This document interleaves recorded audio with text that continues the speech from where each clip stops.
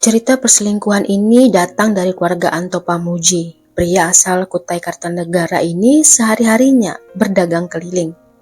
Anto berusia 38 tahun. Saat kejadian, ia berjualan baju. Anto memang sangat mencintai keluarganya.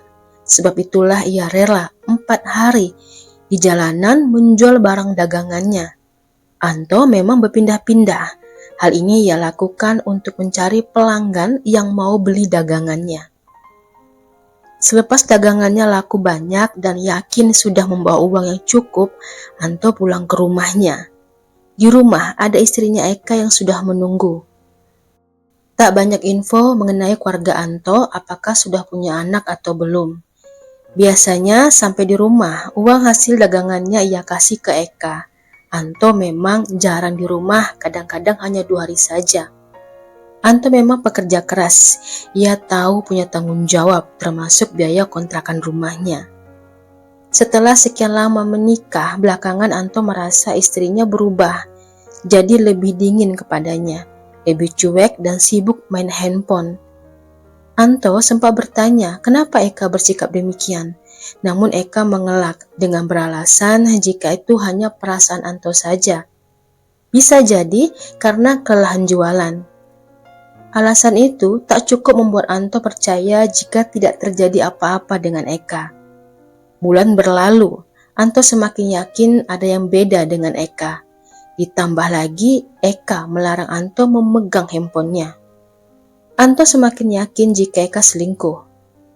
Kemudian di malam tanggal 30 Desember 2021, Anto merenung ia yakin istrinya selingkuh. Hingga saat istrinya mandi tanpa sengaja meninggalkan handphonenya. Handphone istrinya itu terus-terusan bunyi. Eko penasaran dan memeriksa handphone milik Eka. Betapa hancurnya hati Eko membaca isi chat istrinya. Eko pada akhirnya tahu jika istrinya selingkuh dengan Kartolo, temannya sekaligus sepupu Eka sendiri. Dalam chat itu, keduanya bertukaran pesan yang mesra. Bahkan ada kalimat yang menghancurkan hati Eko. Di situ Eka menulis jika ia ingin dihamilin Kartolo. Saat itu Anton berusaha tetap berpikir tenang. Di dalam pikirannya ia harus menangkap basah istri dan temannya itu.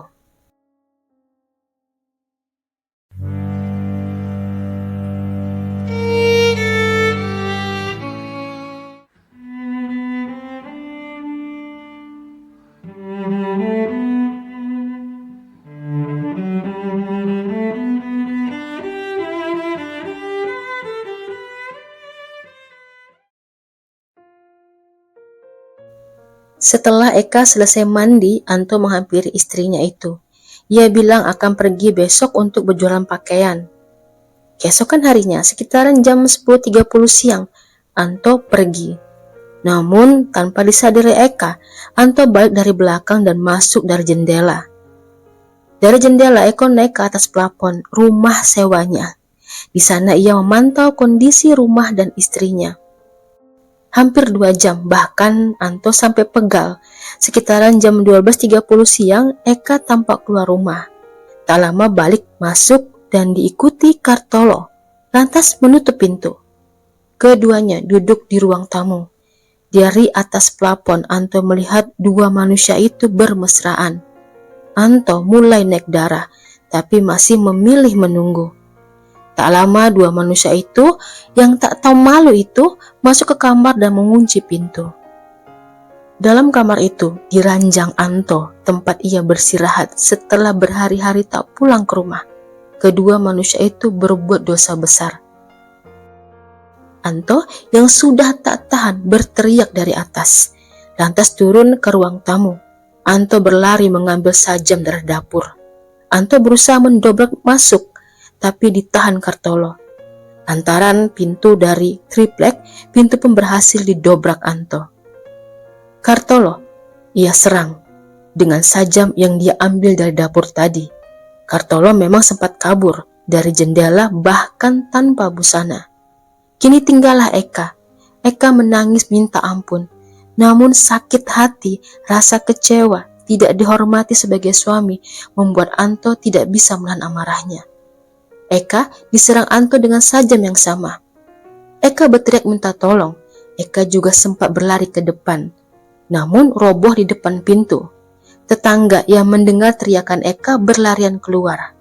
Saat itu Eka sudah ditemukan terjatuh di tanah dengan cairan merah yang banyak.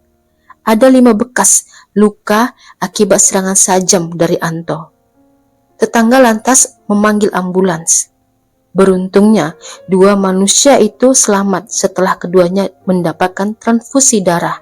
Bahkan keduanya diinapkan di rumah sakit yang sama.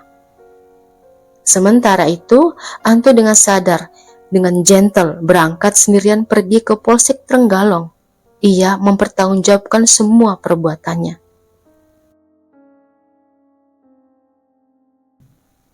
Sebagai manusia, memang apa yang dilakukan Anto harusnya jika kita tarik, itu pantas ia lakukan. Apalagi sebagai kepala keluarga, ia sudah berjuang di jalanan mencari nafkah untuk bisa membahagiakan Eka istrinya. Bahkan ia rela tidak pulang-pulang. Ia juga memberikan hasil jualannya kepada Eka. Apa yang dilakukan istrinya di rumah? Istrinya malah menginjak-injak martabatnya sebagai kepala keluarga. Namun, di mata hukum, Anto tetap dianggap bersalah. Anto diancam hukum undang-undang penganiayaan berat. Untungnya, korban Anto keduanya tidak sampai meninggal. Anto diancam pasal 354 ayat 2 dengan ancaman hukuman 2 tahun penjara. Benar-benar tahu di HP ya, waktu dia mau mandi, HP itu diletakkan, pas kebetulan ada chat masuk gitu kan, saya lihatin di situ, ya sayang-sayangan ya, ngomong dia hamil segala gitu kan.